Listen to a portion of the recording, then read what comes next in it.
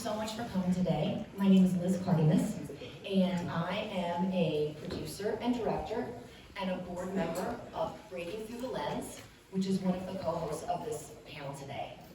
Breaking Through the Lens is a nonprofit organization that is trying to advocate for gender equality within the industry. We are supporting filmmakers, specifically directors of underrepresented gender, women, trans, and non-binary, with a focus on helping it at the financial stage, because we believe that is so important and can really make a difference in the next wave of storytellers.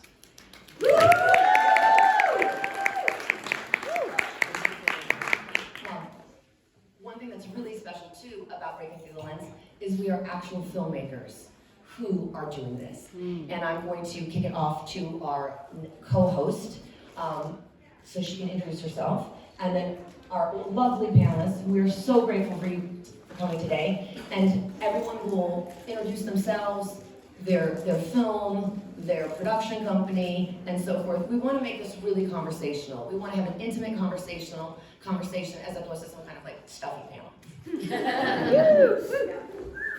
And I should have said, threading the needle, film, ethics, and impact. Yay. Hi, I'm Laura Mirage. I'm a filmmaker and the founder and executive director of Simbelle Productions. Simbelle is named after my two daughters, Simone and Lilybelle, with the idea that stories can change their future and future generations. At Simbelle, we don't only think of ourselves as a production company, but as an ecosystem where we can support filmmakers, help develop their ideas, and find filmmakers that have a similar mission to ours. I'm also very excited to introduce Karen Sprook today, who's from Planned Parenthood Federation of America.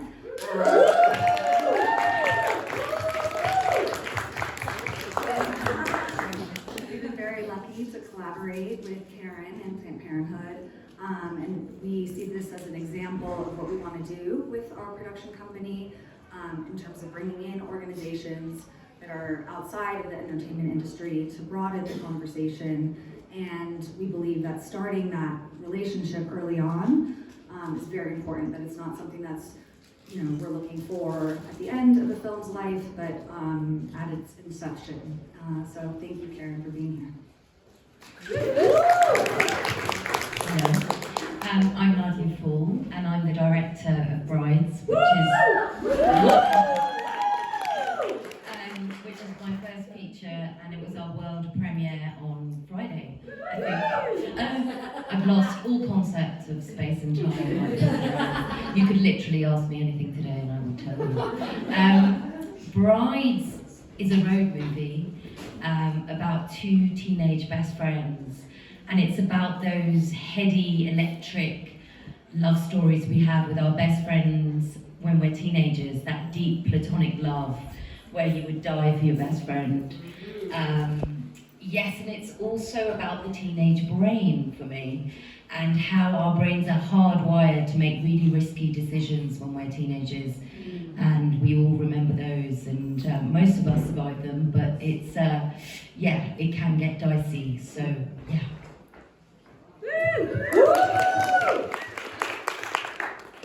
Hi, I'm Iqbal Hassan, and I play Doe in Brides.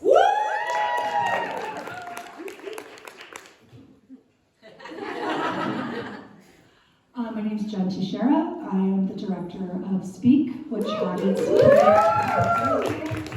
I'm also a co-founder of a production company called Lady and Bird with my co-founder Rita Baghdadi.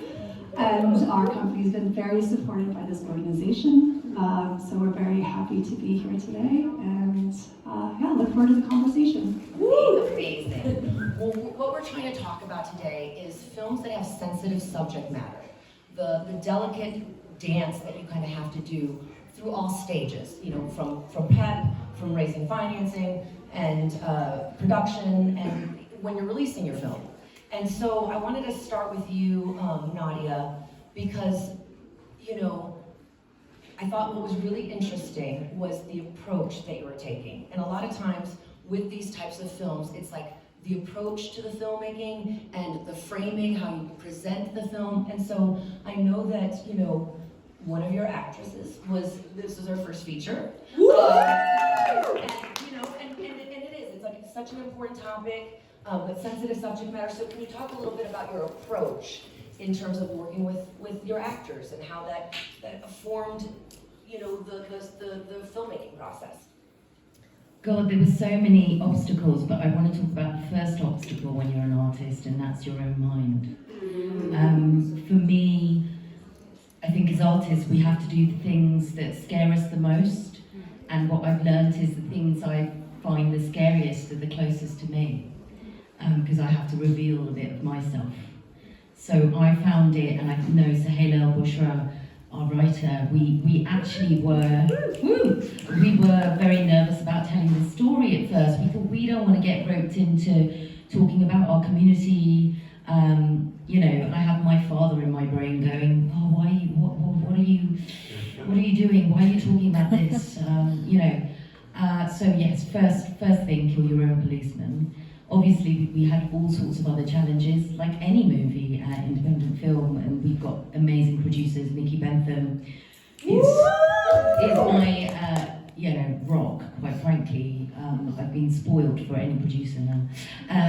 But, so, you know, money and time is always the challenge, of course, but yes, I think a big part of it was finding an authenticity. So the casting process with Shaheen Baig, who cast it, who's renowned for her ability to find first-time talent and cast young, street casting, I guess it's called. And we did a social media call-out, and there were about 500-600 young women, mostly of Muslim heritage, and yeah, we met them and did a lot of auditions, and met Ibalda as part of that. And we had lots of workshop auditions as well.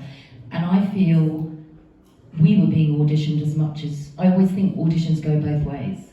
And because this was about young people and young women of Muslim heritage, Sahela and I were nervous, like, what would the young people feel about this? Would they resonate? Would they think, oh, we got the tone and the voice and the subject right? And we were not prepared for how emotional the room was. I mean, there were tears. It was cathartic for us and them, and I felt like we've got the blessing to go on because the girls say we can. And actually, lots of the conversations Sahela very cleverly sort of put in the script. So yes, we met Ibalda through that. Literally didn't even do drama club at school, right?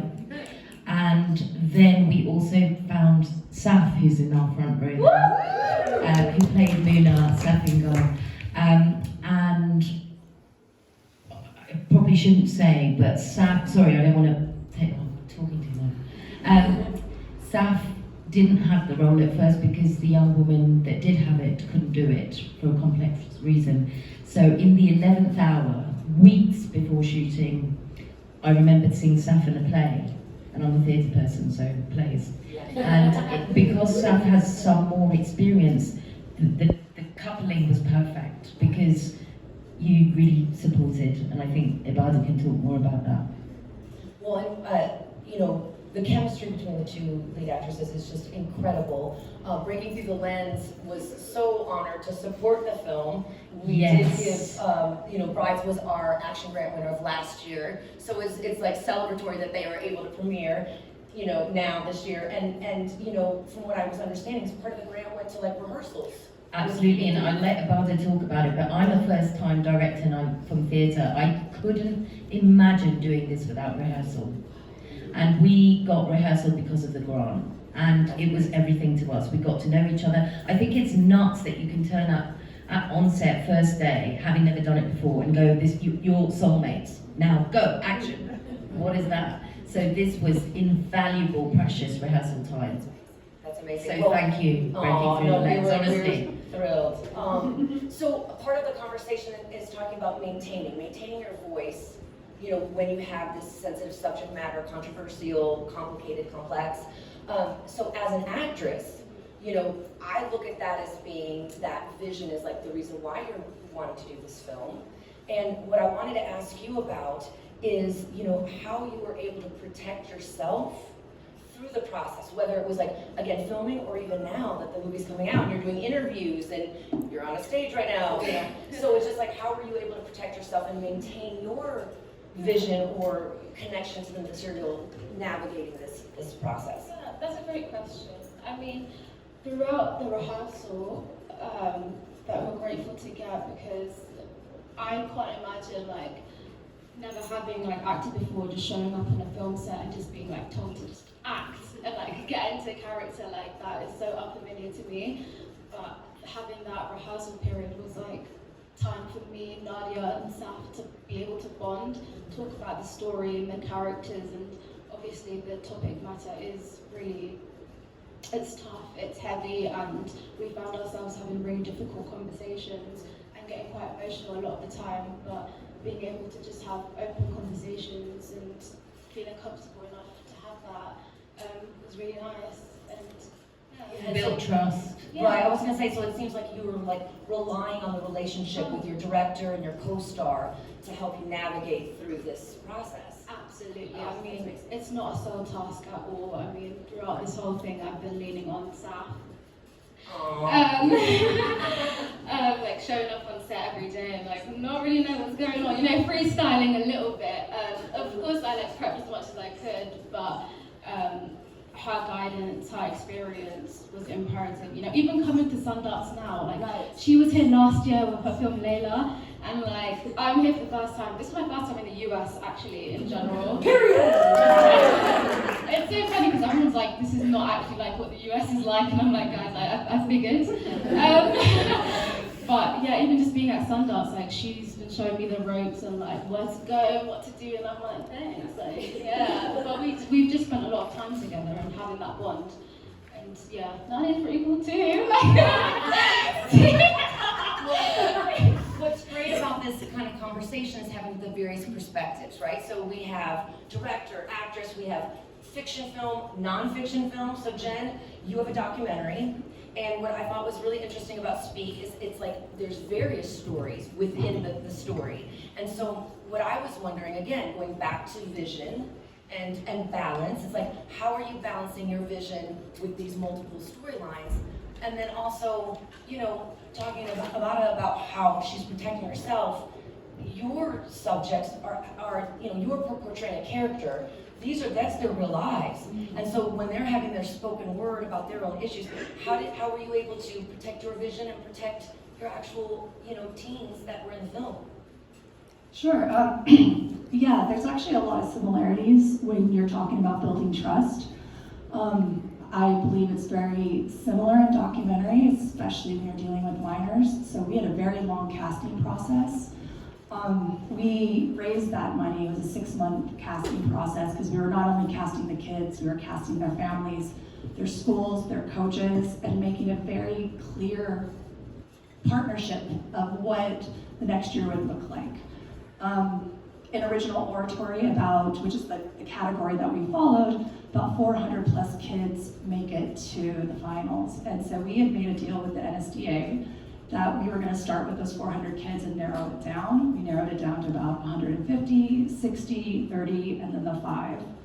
5 is a lot of characters, as you mentioned, but we always wanted to make sure that any of them at any point could pull out.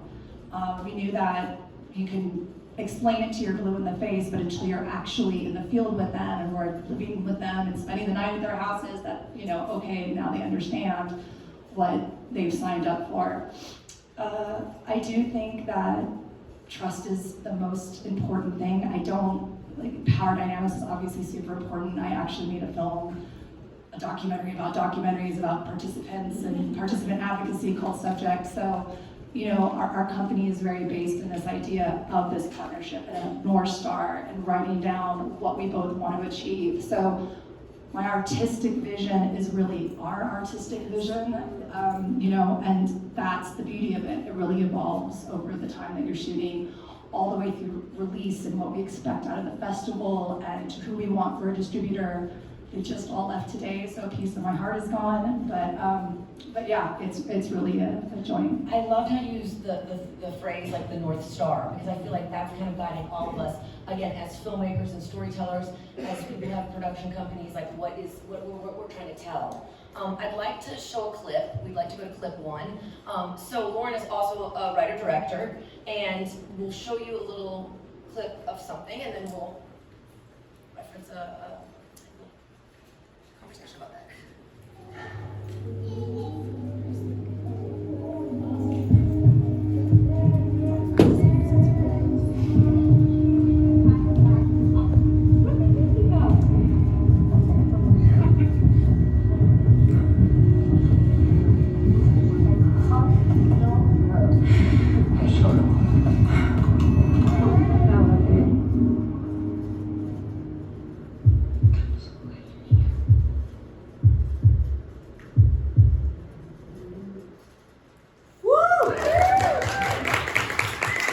Being at Sundance and talking to filmmakers, it's the image, it's the imagery. So we wanted to.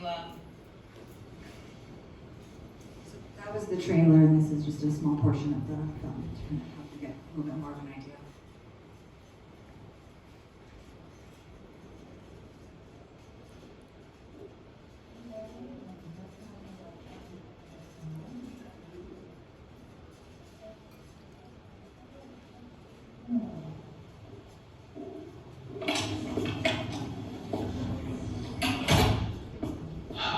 Thank you for your patience. I know you were anxious to receive these results, but we needed to be sure. These labs are very thorough, so when they receive a positive result, they'll run the test again to confirm it. I'm sorry, Mark, but the fetus.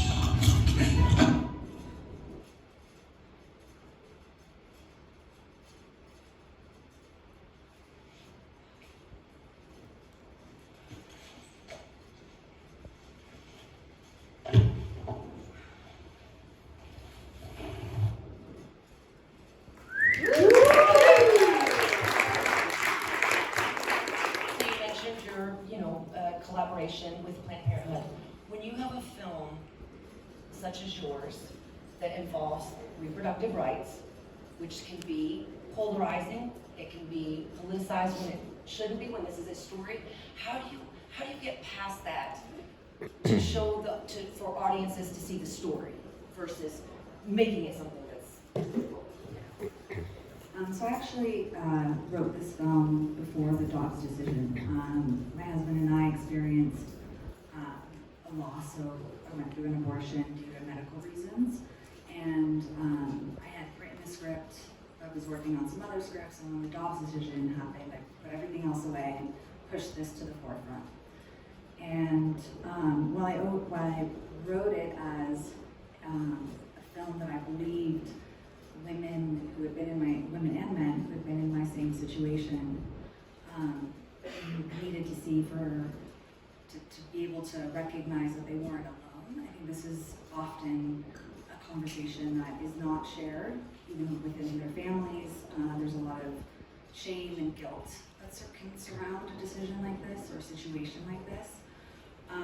So I knew that making a film like this in that political climate would be very difficult, but I just hope that people would see this as a film that humanized an experience that's so often politicized. It doesn't always happen that way, but we are still trying very hard to create a narrative around the film that shows that this is an emotional experience. It is not an intellectual experience. This is something that is meant to reflect loss, grief. It's a universal emotion that even if this isn't your situation, I think all of us at some point in our lives have experienced kind of your expected path taking a turn. So while, I can't fight the political firestorm that is, I try our best to have conversations around it, and bringing in Planned Parenthood has been incredibly helpful for that as well, because it just broadens the conversation. But yeah, we're trying as much as we can. And that's so important. That's what we need to do. And so it sounds so much to me like, you know, you're talking about bringing in the humanity. It's a personal story. You know, the authenticity, the mission that you're having. So we're making art, trying to have impact, trying to connect with people, but this is also a business. So you have to raise money for your film. You have to try to sell your film, position it. Would anyone want to speak about maybe some sort of obstacle that they have overcome, or something that they were navigating in that process of, you know, again, whether it's raising money, convincing someone to come on board, in positioning the film, you know, any obstacle that you've overcome? Sure, every day. I think that, you know, one thing that I tell a lot of younger filmmakers is to have a day job, unless you're independently wealthy, of course. I think that, you know, for me, I am first and foremost an editor, so I've always been able to fall back on that. And when we come on our slate, we look at each film individually, and we try not to like, okay, well, this film, this is a director for hire, and that can pay us while we raise money for here. I knew for Speak, you know, everyone's like, oh, this is so commercial, you should just take it straight to Netflix, and so we can't, because we had made these agreements. We had made these agreements to protect them and protect this vision, and then again, these words, and not only did we needed them to feel represented, but empowered. And once you get a network in there, there's some other voices that might, you know, all of a sudden they're like, who's the bad guy? You know, this is a competition film, and that's not what we were doing. So we made the decision to take a little longer to go out, to like have, you know, raise all the money independently, and then with the hope of coming to a place like Sundance and hopefully making a sale. But, you know, we really had to, I mean, it's not ideal to do that, because every day you're like, oh, we're not gonna shoot on Monday, and we're gonna hit the telephones again. I get asked a lot, the difference, you know, between producing, editing, and directing. I'm like, directing involved basically just raising money. But yeah. And so what were some of the topics, the individual topics that the teens were talking about in the film?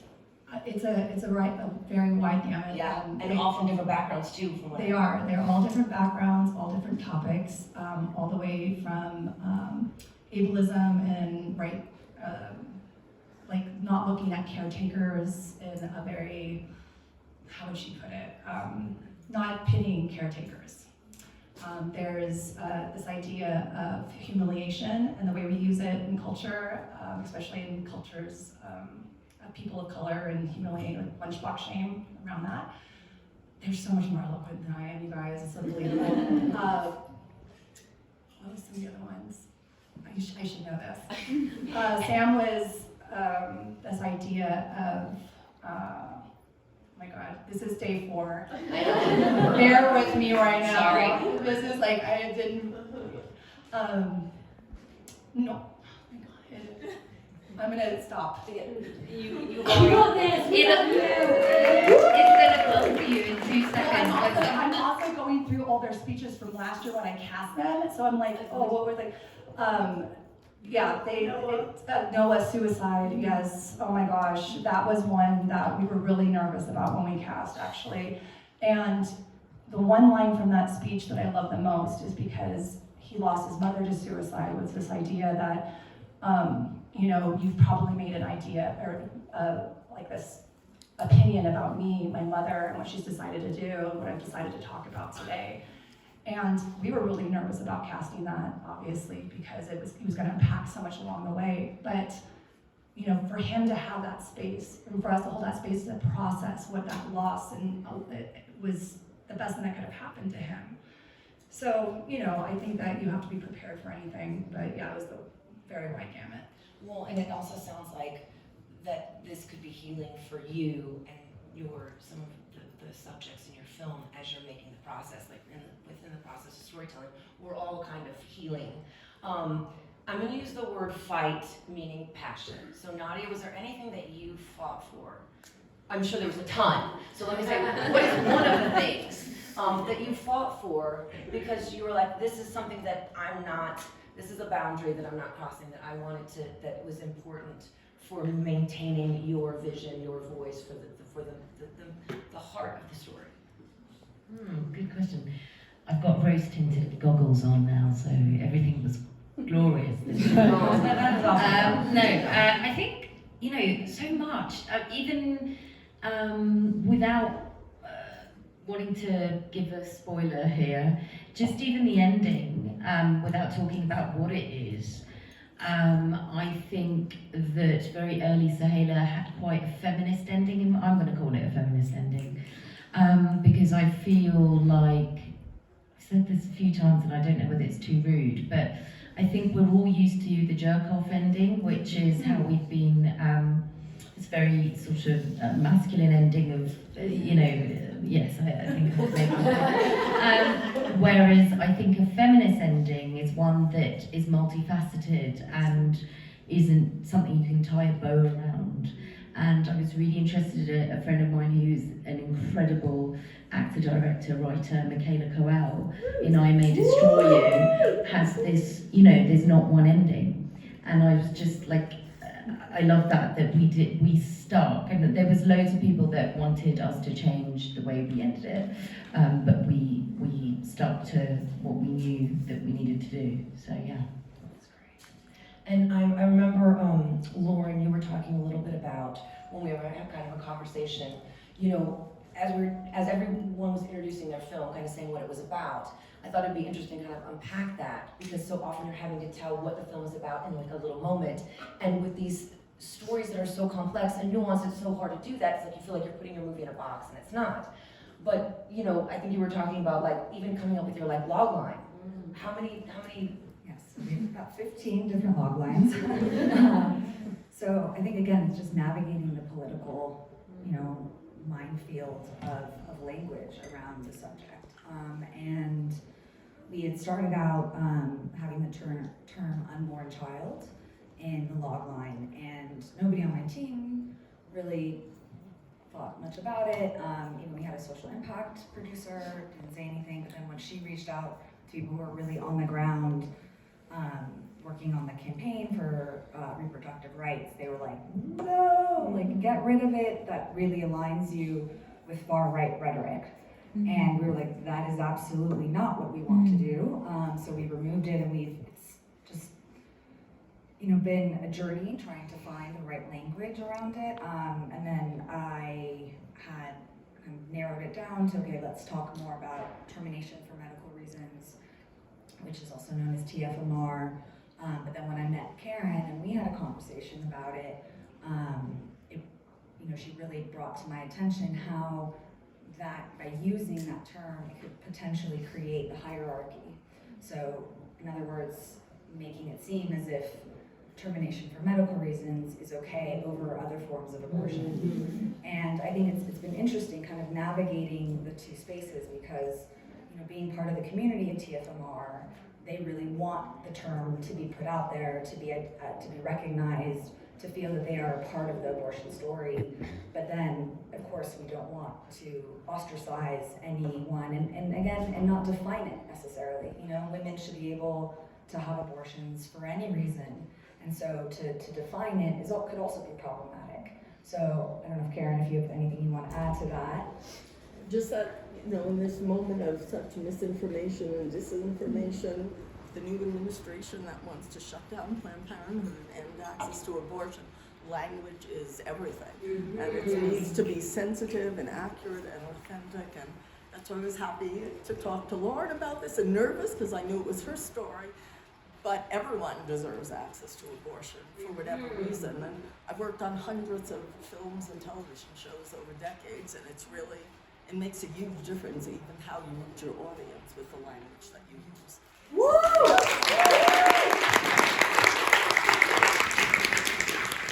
I read something, I don't know if it would say it's a full article, Jen. Your reaction when you were kind of in post and in editing, can you connect the dots as to you're putting a story out there for a reason, but you're also human. And we were making these movies because of our own emotional experience and what we want to say, and how was fascinating to hear you elaborate on that. Yeah, that was a rough one. I got asked a question about, that one point in making a film that goes into your memory, and for me, it was the day after the election. I turned off the TV the night before, and I would have thought that, like, okay, we've been here before, we're gonna be fine. I was not fine, and one thing is I also am an editor on the film, and so I dug in like I'd never dug into anything in my life before, and I took so much solace in just like these kids. I'm like, this is our secret weapon. I edited every day on this film, 16 hours a day, like so much so my daughter would walk in like, hi class, hi Noah, and really they were what got me through. I think it was like I say they were my therapy.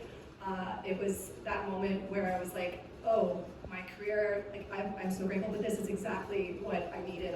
And I do still feel that after our screening, the kids, just in Salt Lake had a 3-minute standing ovation. It's like, okay, we're gonna be okay. We're gonna be all right. And I'm so grateful that this project came along, because I get to work on some really heavy stuff, and I can't imagine trying to straddle that right now with what we're experiencing, not only as women, but our, the country as a whole. No, and I really appreciate all of you for sharing so personally, As an actress, you have to really dive into this character and this role. And so how did you go about, I guess you'd say, connecting with her, and like she was like saying, when it is can be heavy subject matter, as an actress, how did you go about in the personalization of the story, but still maintaining a balance? Yeah. So the story felt quite familiar to me, at least just growing up in the UK. I think we were surrounded by press regarding children who'd run away and been radicalized, run off to Syria. So that's something that had been in the back of my head, like I see this everywhere. There's people I know it's happened to. It feels very close to home. And of course it's a very sensitive and heavy topic matter. It took a lot of, I think, discussion and research also. I think I wanted to do this as accurately as I could. So diving into the beautiful script that we had. And also, researching. So there's one huge case in the UK about a girl, Shamima Begum, who ran away at 15 and she was groomed and radicalized. So she's from East London, and that's actually close to where Sam is from, so that's also really close to home for her. And she ran off to Syria with a couple other girls, and this was a huge case in the UK.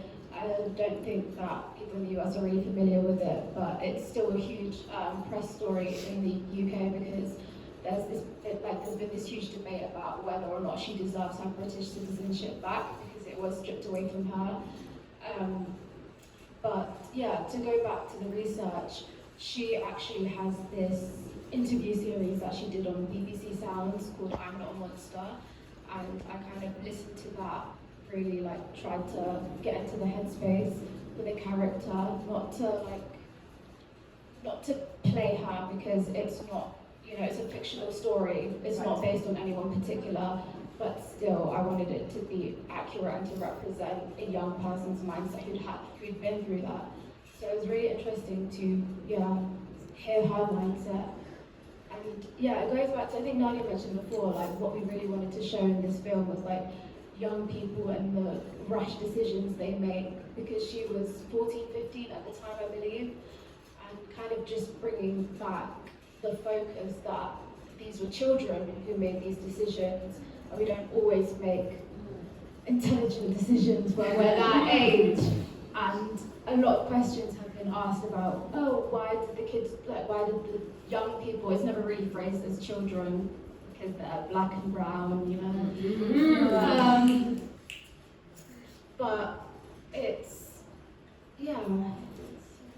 And it's, you know, talking about the friendship, and you brought that up too, like even like the love, like the first love of friendship. I've had 2 films at Sundance, and one of them, the film's called Never Going Back. It was, A24 picked it up, and we really talked about it was about female friendship. And it was a complex story, but at its heart, you know, the female friendship. And so I'm sure that's like what you were saying, how you were exploring this film, and then you were talking about, like, that's how you were kind of talking about it. Have you had any, I don't want to say pushback, but it's just like, in terms of the framing of the film? Because, like you're saying, it is, I loved how you said that, and I didn't know if that's something that you were like staunch, like, this is how I'm positioning the film, and if there's been people saying that you should say it's this, or, you know. Yeah, I mean, I wish we never had to do a log line or a synopsis. I wish, as an artist, everyone would come with an open mind. But you know, we've got to get people to water. And you know, like I completely understand. You know, the way we process the world and the politics that's personal to us through making art. And we know the thing is, it's really hard because the most articulate you can be is through the work. But you need a chance for people to come and see the work, right? So it's really, it's tough. And I always think, you know, be it my background's theatre, I get, you know, art is therapeutic, but I'm also very conscious, I'm sort of meandering back to the question you were asking about it. No, that's great. I'm very, very, you know, we've got to be really careful. We're opening up, you know, like you were alluding to, real life people, you know, like, I don't want to open up actors and never put them back together again. And I think there's a social responsibility when you're doing documentary, but also when you're making film that is so close to the bone, but you want to do it authentically and well. So you have to protect each other, and you know, there's just like really silly old-fashioned things like theatre games, like warming up at 3 o'clock in the morning with my silly exercises. We were laughing about that. You know, there's a discipline to it because we know what happens if you don't do that. We know about addictions of actors and drinking and sex and all of that. You know, like that is because you open people up and you don't put them back together again. And I think there is a huge responsibility, especially when working with young people. You know, these, you know, that people are fodder, and but there's a way of creating resilience in the process. Yeah.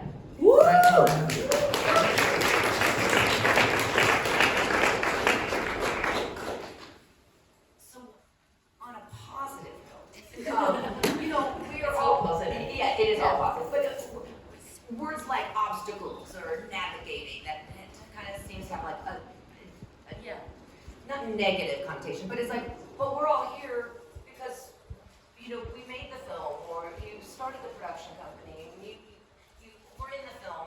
And so what would you say is, you know, either the person that believed in you, or the thing that changed, the thing that got the project going, or like, 'cause we all need allies, we need advocates, you know, in order to make these type of films. So let's shed light on something that's like the positive thing of like what moved the needle forward for like your process or your project. Any of you, or all of you. So my film is very specific in that everything is done practically. There's no VFX, there's no green screen, and you know, I come from the art world, so sometimes my writing or my visual language is not always so traditional. So in trying to find a producer, it was sometimes difficult to have them trust that I can execute my vision, and or to even understand what I was trying to do. And I have to say that when I met Elena, or when I stalked her and made her be my producer, she and Hafla, her partner at Driven Equation, were so incredibly supportive. They trust my vision. They helped me bring together a team that truly believed in what I was trying to do. We had the most incredible production designer who built 50 flats by himself, almost killed himself before we forced him to have some support. But it really, I think having that relationship is so vital. And Elena and I always say that it's like, you know, pre-production is like dating and production is like a marriage. And you need to be able to support each other, have respect for each other. You know, she's not only there to hold me up and support me, but I'm also there to make sure that she's okay. You know, the mental health of everybody on the team is so important. And but I just want to say thank you for all of your support and love and yeah. Well, what just struck me that's so special. You know, we talk about how this business is all about relationships. We talk about trust, and it's so true. And so, you know, and obviously we talk about breaking through the lens, supported brides, and breaking through the lens and Simbelle are joining forces to put this, you know, panel together. I am directing my first feature. I've produced for years, and now I'm directing my first feature. And the person that she just mentioned that was her producer, Elena, is my producer on my feature. And what's amazing is she was my producing mentee. So I got a grant, and part of the grant was to give back, and you had to mentor a producer for a year. And I was speaking to the fellows at Sundance. Elena is a producing fellow, and so when I was talking to the fellows, it was really important for me to pick a Latina producer, and we hit it off and started working together, and now she's producing my feature. And so it does show you that you have to find the people that believe in you. You have to give back, and then you get stuff, and you get the rewards. And so the synergy here is really what I think what makes a difference. And so often when we talk about relationship building, people think about it as networking, and it's not about collecting names or email addresses, and it's not about like who's up here that can help me. It's like thinking about who's sitting next to me, what are storytellers next to me that we can help grow together. We were talking about it yesterday, that even coming to Sundance, it's quality over quantity. Like you can meet 100 people here and never talk to any of them again, or you can meet 3 people, form incredible relationships, and continue to collaborate. So, you know, I think it's really important to look for those people that you feel are aligned with you, and you can support your vision and you the same for them. And so Nadia and or Jen, anyone that was either pivotal in your journey, and that could be with this particular film or just as a storyteller or artist. God, that's a big question. I know, and so it's like just picking one, because I know there's so many. I think I just trying to, I want to try to like give kind of some sort of practical information, but then also so many people don't know where to go. Like they want to make their first short, they want to make their first feature, like what do I do? What's my next step? And especially with I don't want to. I'm the worst person for practical advice, but I do want to. I mean, I do want to say, you know, obviously I want to again shout out our producer because she infected everybody, Nikki Benson, with the enthusiasm for this story. But I also want to give like hope to anyone who's trying to tell their story. If your story is burning to be told, I believe you will do it. Because this story was bigger than us. We could all feel it. And it was gonna come through. It was gonna come through even at times where we thought, God, are we gonna get the money? Are people gonna get this? Is this too much of a hot topic? Why would, you know? And I mean, there was a moment where I'd, you know, and I'm a first time film director, and I'd made this, because of COVID and the theatres were closed, I'd made this verbatim drama based on testimonials of people on the front line in COVID. And from that 5-day shoot, no money, no time, no light, nothing, we just made this thing, and someone at the BFI noticed it, and They said, look, you've got a long history of working in theatre, you know actors, this is a really beautiful piece, you know, we really are interested in women, we're interested in global majority stories. And I went, yeah, and maybe I shouldn't say this, but and I said, if not now, when? Right. Like, what are you waiting for? What are you waiting for us to do before we're let in? Because we're here. Right. Right. So it was a moment where I wasn't politely British. Right. I just thought, sod this. Yep. And it was a tipping point, I feel. Suddenly I've remembered.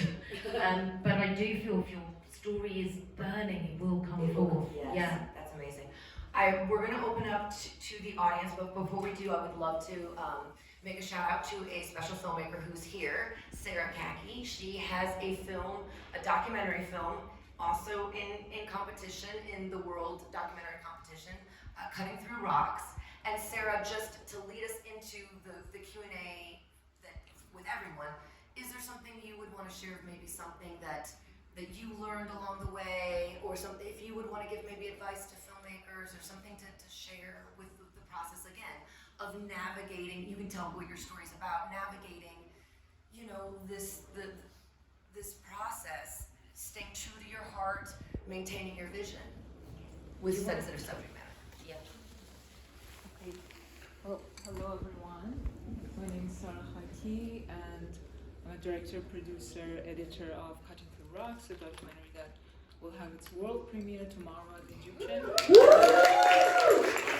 So I was lucky to have the co-director, co-producer, and cinematographer Mohammad Reza Aini to walk to this very particular part of the earth, which is the northwest of Iran. It's in a very remote village.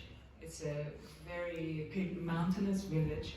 It's very, very patriarchal, and it's very common for women to get married at a very young age and also stop education. So I was in the U.S.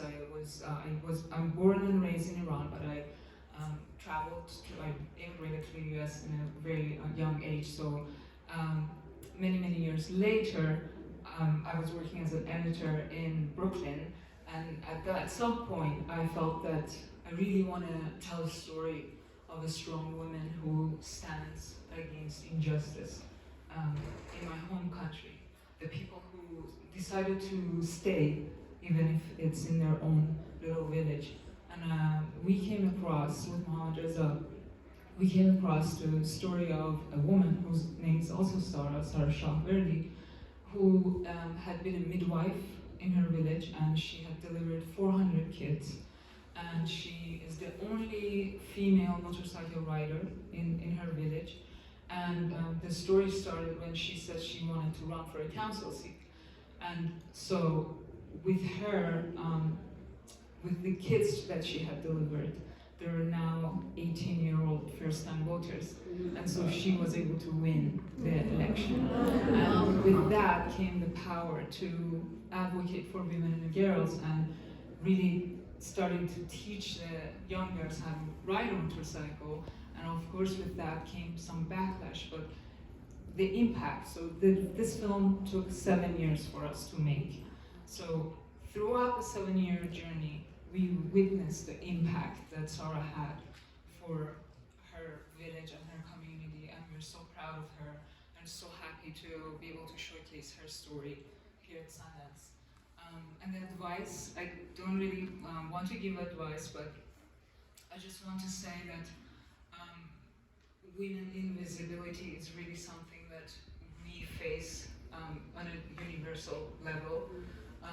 And I think we just have to fight through it, and I'm so proud of each and every one of you to be here and to do that, you know, and I think, yeah, so I think... Yeah, because there's not like necessarily practical advice, it's just the perseverance. Yeah, Leave the perseverance, project exactly. and everybody. And that is the message of Yep. our film, the perseverance and hope. And no matter how difficult, how long the journey is, or how mountainous the rock of struggles, or you can chip it away and create that path. So, thank you.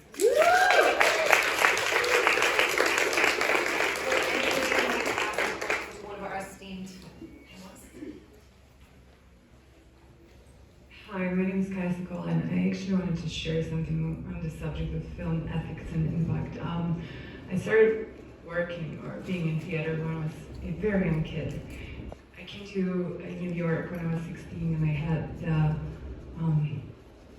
unfortunate experience of meeting Harvey Weinstein and being sexually assaulted by him. After that, I decided that film is not for me, and I cannot be an actress. I studied psychology, and I practiced psychology for 14 years back in Poland, and right now I'm here at Sundance for the first time because I have a production company, and I combine my love for film and psychology. And here's the question. One of the films that we're working on is about child protection services and foster care. Another one is about sexual assault, and these are very heavy subjects. So my question to you is like, what are the biggest obstacles that you have to go through in trying to produce a movie like this? And second is just a notice to producers of here, if anyone want to co-produce or talk to me about it down here. Thank you. I can take that one. First of all, yeah, very heavy topics. The big thing I'm hearing up here is this idea of community, finding your tribe, finding people that speak the same language as you. That pertains to when you're making films about traumatic situations. For me, I made a 3-part series called Unveiled for HBO, and it was really important that we started from the very beginning talking about the trauma that we were going to uncover along the way. We did really intensive trauma training with the crew at the Dart Center.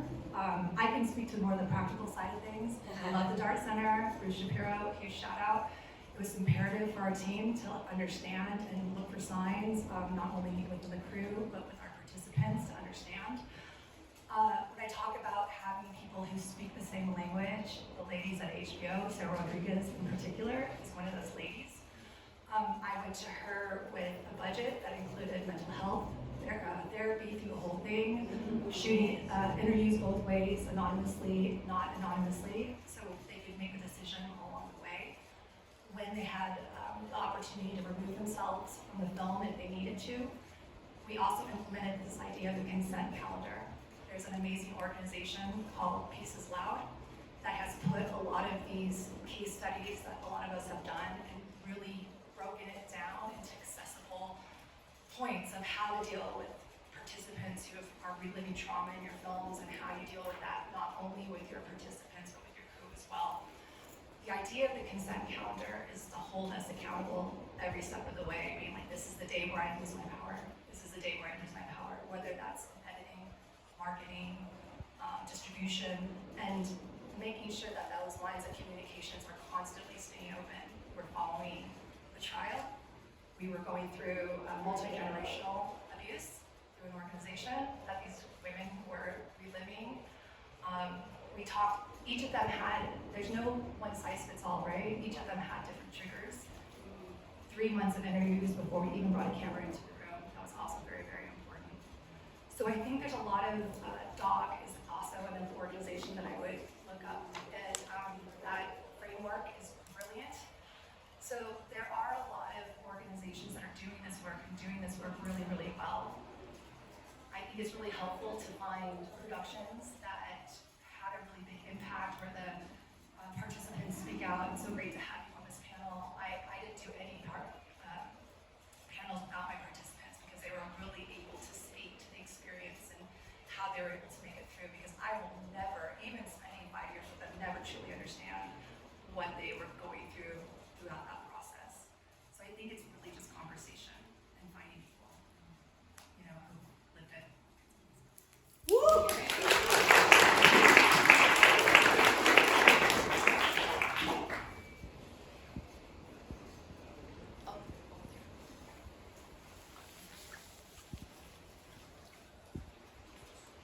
You guys have kind of all spoken to this a little bit, but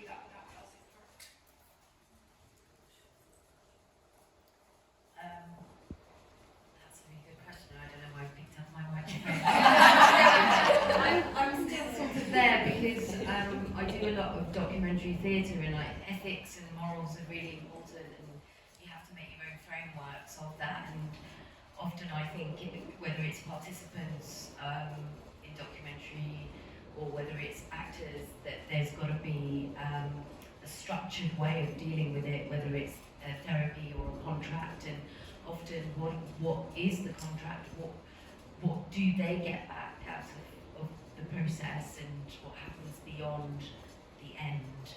But sorry, your question, yes please, sorry.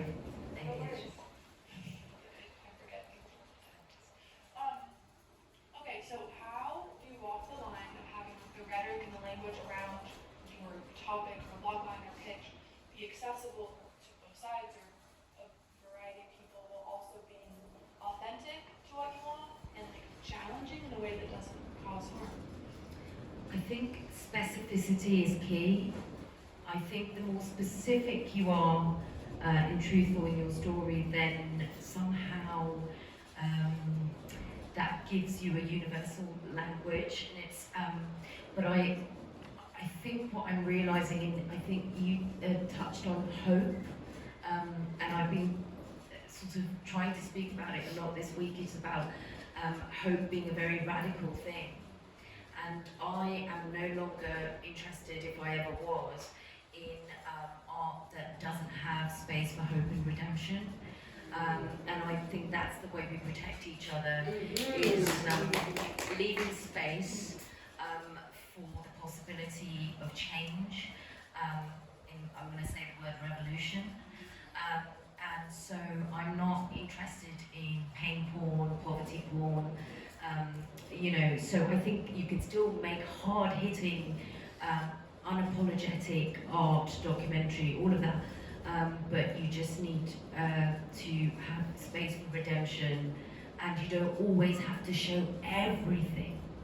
To you know, we know, we've lived lives, we've got imagination. You don't have to show everything to show everything. Do you see what I mean? I don't need to see another woman being cut up. You know, but I can talk about it. Okay. That's such a beautiful thing. I'd like to quickly introduce the founder of Breaking Through the Lens.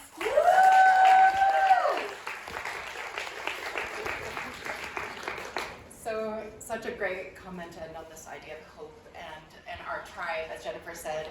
We are just so fortunate and lucky to have also Simbelle here joining the tribe and making this event possible. They're a brand new nonprofit production company, but I think what really is so incredible about Simbelle is that they're active filmmakers and they're action driven, just as we are at Breaking Through the Lens.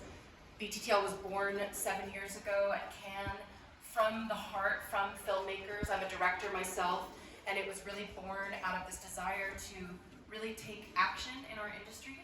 We love to host conversation and to have community where we can find our tribe, but it's also about taking action and making meaningful connections. And because of that, we named our first grant an action grant, 10,000 euros that went towards a film in development or a documentary that had begun production. And it was meant to help the project take action in a certain area. As we all know, development can be really challenging. Everyone's got to jump in at once, and sometimes you really need that support to take action. Brides and Nadia and the incredible team were our winner last year, and what a project to kick it off. And they joined the jury for this year, which was incredibly competitive. We had submissions from over 50 countries. Also joining the jury, we had world-renowned actress Diane Kruger, former SVP of Global Acquisitions and Production at Universal Pictures, Jasper Van Heck, CEO of Pinky Promise, Jessamine Burgum, Emmy-nominated and WGA-winning writer, producer April Shee, president at New Horizon Pictures, Alexa Jago, and we had the incredible support of Campari and the head of global marketing, Yilka Villa. Campari actually backed our grant, which was just incredible, and then Nadia and Nikki also joining the jury. So I'm so proud today, for the first time, to announce our 5 finalists, and then I will also be playing a clip from the winner. But I did not envy the work of the jury because the projects were just incredible, which really shows the hunger and the need for an initiative and for grants like this. The 5 finalists span a remarkable 6 different production countries, ranging from we had 2 US projects. One was a US documentary by director Emily Thomas called The Dead Zone, which explores urgent reforms to a failing pre-trial system. Hi, my name is... Oh. That's coming, don't worry. Director Olivia Peace's film In Case of Apocalypse reimagines a queer, techno-infused creation myth in Detroit during a psychedelic apocalypse. We have Mexican director Damiana Acuña's incredible feature Lux Noctis, which presents a dialogue-free, haunting drama of defiance in a matriarchal community bound by brutal rituals. I think we might have the producer, Valerie, here. Valerie's over. Finally, director Isabelle Mekataf's May You Outlive Us, which is a collaboration between Lebanon, France, and Belgium, which portrays the resilience and hope of 4 women navigating life amidst Beirut's turmoil. Together, these projects are incredibly diverse, passionate, and you can find more about them on our website. And our new applications for next year will be opening at the Cannes Film Festival this May, so I hope you will all be there. But it is my great pleasure to now introduce our winning film, which is a UK documentary called Les Hijabeuses, co-directed and produced by Aaron Sater and Rita Baghdadi, who we have here with us. With Camilla Hall as executive producer. It's an unbelievable project. I'm going to let the director speak for herself. We have a clip here. Hi, my name is Erin Sader. I am recording this from London.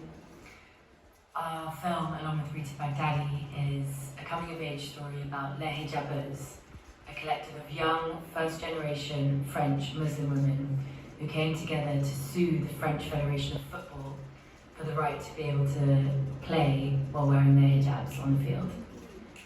When they lost that case, they escalated it to the European Court of Human Rights, and now they are one of just 2% of cases to be accepted. I hope you enjoy. I was banned from a soccer field because I was wearing the hijab. The referee told me, you have to get rid of that or you don't play. Le droit des femmes et de justice. Et aujourd'hui, on empêche les femmes de disposer de leur corps, de disposer d'elles-mêmes. C'est ça le problème. Merci. We are suing the FFF.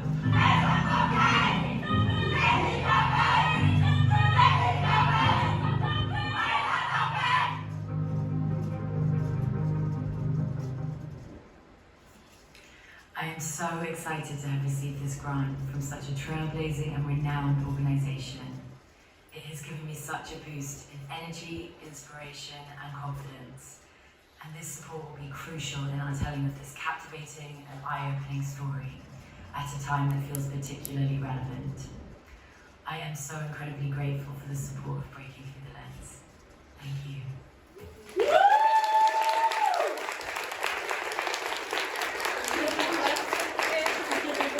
Just wanted to thank you all so much for being here. There is going to be a cocktail hour just across the hall, I believe.